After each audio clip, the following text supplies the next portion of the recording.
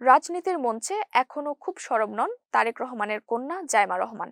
দলীয় কোনো পদ নেই, এখনো নির্বাচনী প্রচারের মঞ্চেও তাকে দেখা যায়নি।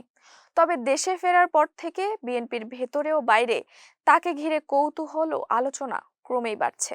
সীমিত কিছু অনুষ্ঠানে অংশগ্রহণ ও কয়েকটি বক্তব্য এবং সামাজিক মাধ্যমে সক্রিয় উপস্থিতি, সব মিলিয়ে প্রশ্ন উঠছে, বিএনপি কি পরিকল্পিতভাবে জাইমা রহমানকে সামনে আনছে?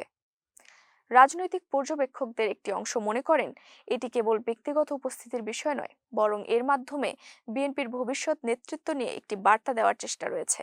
বিশেষ করে তারেক রহমানের পর দলটির নেতৃত্বের ধারাবাহিকতা কি হবে সে প্রশ্নের প্রেক্ষাপটে জাইমা রহমানকে সম্ভাব্য প্রস্তুত নেতৃত্ব হিসেবে উপস্থাপন করা হচ্ছে কিনা তা নিয়ে রাজনৈতিক অঙ্গনে আলোচনা চলছে। আরেকটি গুরুত্বপূর্ণ দিক হলো তরুণ ও নারী ভোটারদের প্রতি বার্তা।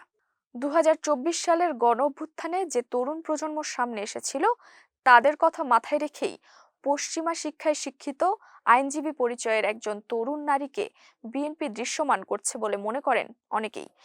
এই উপস্থাপনার মাধ্যমে দলটি আধুনিকতা, শিক্ষিত নেতৃত্ব এবং নতুন প্রজন্মের সঙ্গে সংযোগের বার্তা দিতে চাইছে, এমন ব্যাখ্যাও রয়েছে। বিশ্লেষকদের মতে এখানে জামায়াতে ইসলামীর সঙ্গে রাজনৈতিক প্রতিদ্বন্দ্বিতাও একটি গুরুত্বপূর্ণ ফ্যাক্টর। নারী নেতৃত্ব ও নারীর ভূমিকা নিয়ে বিএনপি যে ভিন্ন অবস্থান দেখাতে চায়, জাইমা রহমান সেই বার্তার একটি প্রতিনিধিত্বমূলক মুখ হতে পারেন। অর্থাৎ ধর্মভিত্তিক রাজনীতির বিপরীতে একটি ভিন্ন সামাজিক ও রাজনৈতিক চিত্র তুলে ধরার কৌশল হিসেবেও বিষয়টি দেখা হচ্ছে। তবে সমালোচনাও কম নয়। অনেকেই এটিকে আবারও পরিবারতান্ত্রিক রাজনীতির ধারাবাহিকতা হিসেবে দেখছেন। বাংলাদেশের রাজনীতিতে নতুন নেতৃত্বের চেয়ে পরিচিত রাজনৈতিক পরিবারের সদস্যদের সামনে আনার প্রবণতা নতুন কিছু নয়, এ কথাও মনে করিয়ে দিচ্ছেন সমালোচকেরা।